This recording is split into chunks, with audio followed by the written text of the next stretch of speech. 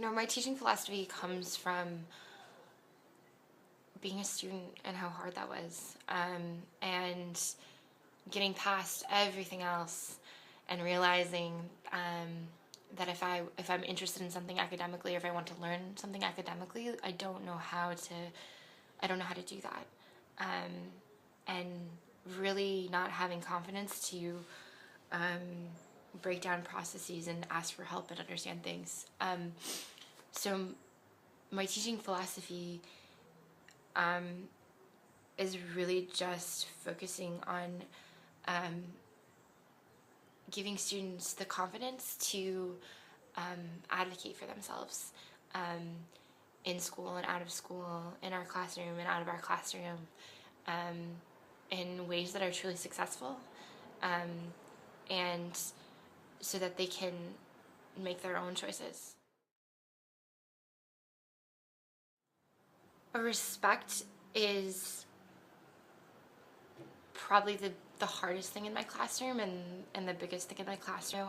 I know that the students know that I respect them, and I know that they respect me, and we have developed that through relationships and through time and through just being transparent and directly saying that. If any time something happens, I'm telling them, I respect you as an individual, and you need to tell me what happened. And I think that they really appreciate that. But I think the biggest issue is respecting each other, and that was something that I think I overlooked. But now, as I'm going forward, and my students are going to high school, I've just started instituting this idea of graciousness and respect and gratitude, and I just really want them to understand how important that is, and how it is so important to respect each other in the classroom space. And it starts with norms and sentence frames, and we have open classroom discussions, and this thing we call a team and family. We have that at least twice a week, where we really sit down and are trying to hash out what's happening, but it's hard. You use a very, I think, tender heart with students, and I think that does actually resonate with them, so that they feel that they're respected. And I think that's really a basis. When you show respect and model it for them, then they can then in turn respect you. Was succeed in life. She loves us with all her care. She supports us with notes, helping us with our tests. Make sure we have everything we need. I think that she upholds really high expectations for her students. Which in and of itself to me does show a great deal of respect. She is able to give them feedback right away on how they're doing as soon as they get to class, and be able to explain and redirect from there, so that students know how much time and preparation goes into the work that she does. She also is able to explain to them right away how behaviorally, if they're not meeting the expectation, what the values at our school are, and why it's important for them to stay wide in lines or whatever it may be, so that there's a mutual understanding there. She's connecting with students on a personal level, as well as holding high expectations for them, which will take them to college. Education, I really do think it's a process of living. It's not a preparation for future living. And while I'm working at a college prep school where we're single-handedly telling the kids that it's we're giving them an education that's a preparation for future living, I also want them to experience and learn the process and see how interdisciplinary and experiential it can be, and I want them to have these radical moments. I want my students to feel the effects of a process, and I want them to work hard to get there, and toil a lot but be rewarded. See the rewards in that it's making them lifelong learners, and in that it's making them, it's setting them up for the ability to choose whatever they want to do, and also in that they can truly investigate things and learn about life through the process. Ms. Fisher, I think education is important to you because, you teach us all this stuff, and, it's not easy to teach a class about stuff that you have to learn, so, yeah. But we look and feel heavy, and we know we can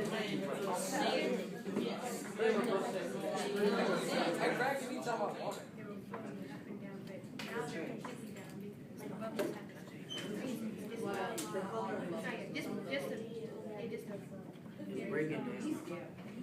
And at the same time, they're singing, they're staying singing, they stay down for a long time. Yeah, there's not as much acid as it was. A lot of CO2 and they're starting to break down. In class-wise, you tell us stuff that we need to know for the future and for college. You set us up for success. You tell us all the stuff we should do.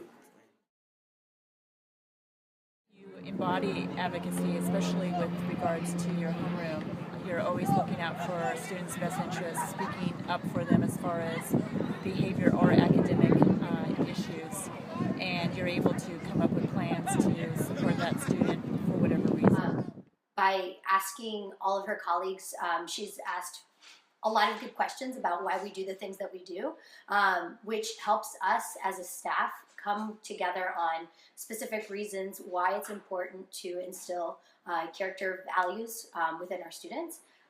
So it's been great to engage in those types of conversations. Letting students see that, you do have genuine conversations with them where, you expose your vulnerability and show that you are human, you are a person, and you care about them.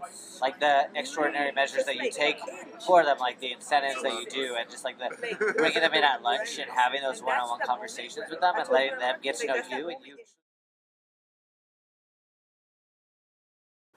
I would ask my students, how do you know that I'm a leader? And they're like, you're a teacher, of course you're a leader. I think that they're so used to systems, and systems are really important, and they're used to things